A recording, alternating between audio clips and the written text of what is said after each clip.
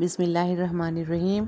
Jet की cutting, सबसे पहला फ़ायदा तो जेट की कटिंग का ये है कि बहुत ही माइंड सूदिंग होता है। इतना खूबसूरत प्लांट अगर आप इसकी कटिंग्स लगाते रहें तो एक बहुत अच्छा सा गार्डन में आपके लुक आ जाएगा। इस हार्डी प्लांट की वजह से भरा भरा लगेगा आपका गार्डन, जैसे बहुत ही अच्छी मेहनत हुई हुई है आपके गार्डन में। प्लांटेशन बहुत ईजी होती है और छोटी छोटी सी शूट्स इसकी कोई बच्चा भी अगर लगा दे तो बहुत अच्छी सी हार्डी सी इसकी स्टेम्स होती हैं, लग जाती हैं। फिर भी चंद एक बातें, जिन लोगों की किसी तौर भी जेट की कटिंग बिगनर्स की ना चल रही हों तो उन्हें ये चाहिए कि जब भी आप इसकी कटिंग लगाएं, एक तो पानी आप सेम डे पर ना दें। हल्की सी जो सॉइल मीडिया नरम ले लें, नम और सॉफ्ट सा सॉइल मीडिया लें। एक रात पहले ही आप अपनी सॉइल मीडिया को वाटरिंग कर दें ताकि जो मिट्टी नम रहे। फिर उसके बाद कटिंग लगाने से देखें, जैसे ये बेस से शूट्स हटाई हुई हैं और सिंपल कटिंग लगा दें बेस से थोड़ी सी लीव्स को हटा देने के बाद।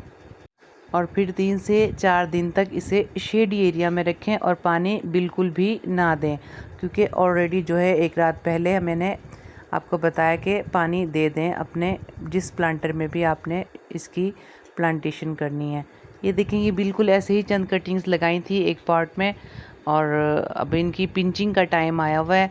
इनकी पिंचिंग करें तो बहुत ही जो है बुशी बन जाएगा। इसको भी किसी बोनसाई की लुक देने के लिए छोड़ा हुआ है और हल्की फुल्की सी इसको थ्रेड की मदद से शेप देने की कोशिश भी जारी है। तो बस यही मेन वजह है कि आप इसकी कटिंग्स जो हैं लगाते रहें, ताकि जब भी आप मुस्तकबिल में अपने गार्डन में अपनी फिजिबिलिटी के हिसाब से प्लांटेशन चाह रहे हों और इस लचकदार शूट्स वाले प्लांट की बोनसाई बनाना चाह रहे हों, क्योंकि इसकी शूट्स में इतनी लचक होती है कि आप इसे मन चाहा जैसे आप चाहें इसकी शूट्स को हेल्दी हो जाने की सूरत में, थोड़ा बड़ा हो जाने की सूरत में अपनी मर्ज़ी के मुताबिक किसी भी शेप में ढाल सकते हैं। लचकदार प्लांट है और बहुत जल्द इसे वायरिंग कर कर आप किसी भी तरीके से या फिर थ्रेड की मदद से शेप देकर इसको अपनी मर्ज़ी के हिसाब से टोपियारी बोनसाई में कन्वर्ट कर सकते हैं। लेकिन स्टार्टिंग में आपको इस तरीके से कटिंग्स जो हैं सेव करनी ज़रूर पड़ेंगी। बेस्ट आइडिया ये है कि आप इसको अच्छी किसी ज़मीन की जगह पर लगाएं या कुछ पॉट्स में लगाकर, बड़े हेल्दी पॉट्स में लगाकर ज़मीन कर ऊपर रख दें, ताकि जो रूट्स है वो आपके प्लांटर को क्रॉस कर कर ज़मीन से भी न्यूट्रिशन लेती रहें और जो है आपके पास इन कटिंग से हेल्दी शूट्स वाला प्लांटर जो है बनकर रेडी हो जाए और आप अपनी मर्ज़ी के हिसाब से शेप दे सकें बुशी। पिंचिंग के बाद इनकी स्टार्टिंग हमेशा कटिंग से ही होती है और यही जो कटिंग्स हैं बाद में मुख्तलिफ शेप में आप ढाल सकते हैं, लेकिन इनिशियली आपको कटिंग सर्वाइवल के लिए लगानी पड़ेंगी। इसको छोटे से छोटी पॉट में भी आप इसकी कटिंग को लगा सकते हैं और जब कटिंग थोड़ी हेल्दी हो जाए तो इन प्लांट्स को आप प्लांटर में शिफ्ट कर कर ज़मीन में रखते हैं या किसी बड़ी क्यारी में रखें, ताकि न्यूट्रिशनल वैल्यू उस प्लांटर को मिलती रहे। उसके बाद ही आप अपनी मंशा के मुताबिक बोनसाई ट्रे में लगाएं। ये बेहतरीन इनिशियल स्टेप्स हैं जेड के।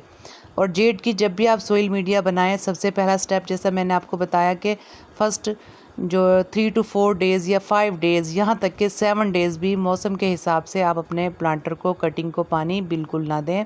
हार्डी प्लांट है, इसकी कटिंग्स भी और इसकी लीव्स भी वाटर को अपने अंदर कलेक्ट किए हुए होती हैं। काफ़ी टाइम जो है ये सरवाइव कर जाती है।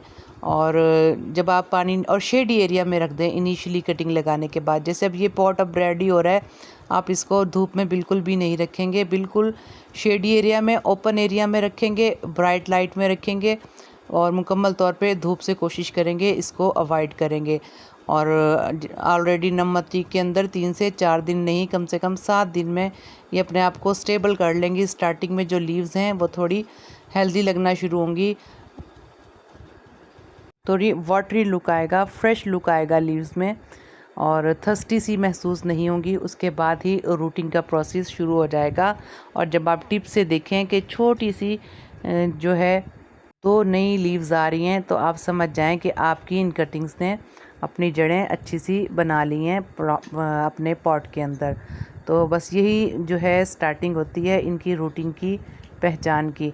फिर चाहें तो ये कटिंग बड़े किसी पॉट में थोड़े से कम 5 से 6 इंच के पॉट में शिफ्ट कर दें और ये अच्छे खासे जितनी भी कटिंग लगाएंगी तमाम के तमाम प्लांट मुकम्मल तौर पे ऑथेंटिक होते हैं।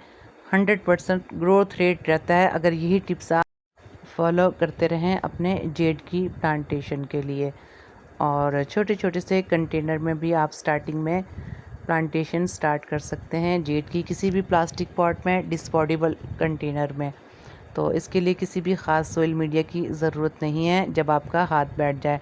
हाँ, स्टार्टिंग में जैसा कि मैंने आपको बताया, आप अपने सोइल मीडिया में कंकर भी शामिल कर सकते हैं। कंस्ट्रक्शन जो सैंड थोड़ी वो नॉर्मल सैंड की निस्बत मोटी होती है, और बजरी टाइप जो है वो भी आप कंस्ट्रक्शन में इस्तेमाल होने वाली बजरी वो भी शामिल कर सकते हैं सोइल मीडिया में।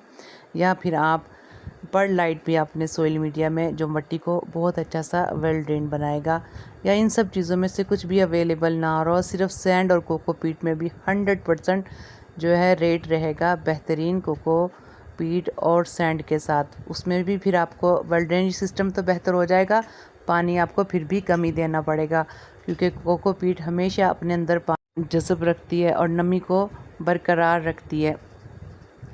बहुत ज़्यादा पानी कभी भी जेड के लिए बेहतर नहीं रहेगा। इवन मैच्योर प्लांट में भी जेड के आप हमेशा वेल ड्रेनेज सिस्टम का ख्याल रखेंगे, और हफ्ते में एक बार पानी देना भी काफ़ी होता है जेड के प्लांट को सर्दी के मौसम में। और गर्मियों में आप इसको अल्टरनेट डे पे पानी दे सकते हैं। आप जैसे अपने प्लांट की आदत बनाएंगे वैसे ही आपका प्लांट आहिस्ता आहिस्ता अपनी आदत पकड़ लेगा। हमेशा कोशिश करें कि जेड को कम से कम पानी की आदत डालें। आपको इसकी थर्स्टी लीव जो है वो बता देंगी, वो इंडिकेट करती हैं अपने आप को कि कब इन्हें पानी की ज़रूरत है, क्योंकि हमेशा इसकी जो फ्लशी लीव हैं इन्वायरमेंट से अपनी नमी को अपने अंदर जज़्ब करके रखती हैं, और थर्स्टी होने की शक्ल में थोड़ी सी रिंकल्स आ जाएंगी, उस सूरत में आप पानी दे सकते हैं। ऐसा मोस्टली गर्मी के मौसम में ही होता है। शदीद सर्दी के मौसम में भी जेड थोड़ा सा डोरमेंसी में जाता है।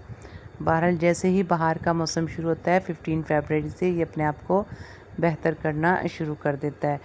जेड के बारे में ख़ास बातें आज आपको मैंने तकरीबन बता दी हैं, और कौन से इनिशियल स्टेप्स हैं और कौन से बिगिनर्स के लिए प्रॉब्लम्स आती हैं जब आपका प्लांट जेड का ना चल रहा हो। ये देखें, ये और छोटी छोटी सी एक आपको और बास्केट दिखा रही हूँ। बास्केट के लिए भी बहुत आइडियल रहता है जेड का प्लांट, और हैंगिंग बास्केट्स में या इसके अलावा ये होममेड बना हुआ एक कंटेनर है, इसमें छोटी सी कटिंग लगाई थी और बहुत अच्छी सी अपने आप को इन्होंने मेंटेन किया।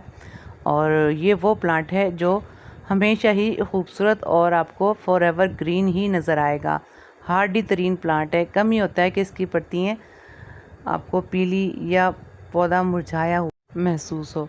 हमेशा से आपको लश ग्रीन और ख़ूबसूरत प्लांट ये नज़र आएगा। और जितना चाहें सबसे आसान तरीका कटिंग लगाने का ही है, जब आप इसको ढेरों ढेर प्लांटेशन अपने गार्डन में इसकी ऐड कर सकते हैं। हार्डी तरीन ऑर्नामेंटल प्लांट और इसके अलावा लो वाटरिंग प्लांट, आप इसकी देख सकते हैं कितनी ड्राई हुई हुई है, और उसके बावजूद जो है प्लांट बिल्कुल हेल्दी कंडीशन में मौजूद है।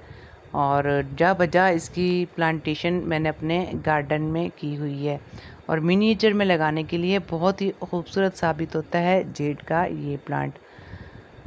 इसी मेच्योरिटी के बाद इसकी स्टेम्स मैरून कलर की हो जाती हैं, जो इजी बोनसाई में मैरून थ्रेड के साथ अपने आप को कवर कर लेती हैं। लेकिन जब इसकी नई शूट्स निकल रही होती हैं तब इसका कलर थोड़ा ग्रीन होता है। ये देखें, हेल्दी लीव्स होती हैं। पिंचिंग स्टार्टिंग की टॉप पे जो 2 पत्तियाँ हैं वो अगर आप पिंच कर दें तो इसी तरीके से बुशी होता चला जाएगा। ढेर सारे प्लांटेशन मेरे गार्डन में जा बजाएं। ये देखें, यही कटिंग आप मुस्तकबिल में मुख्तलिफ़ किस्म बर्ड शेप देने के लिए भी हेल्दी स्टेम्स को इस्तेमाल कर सकते हैं। बहुत शुक्रिया। अपना और अपने प्यारों का ख्याल रखिएगा। अल्लाह हाफिज़।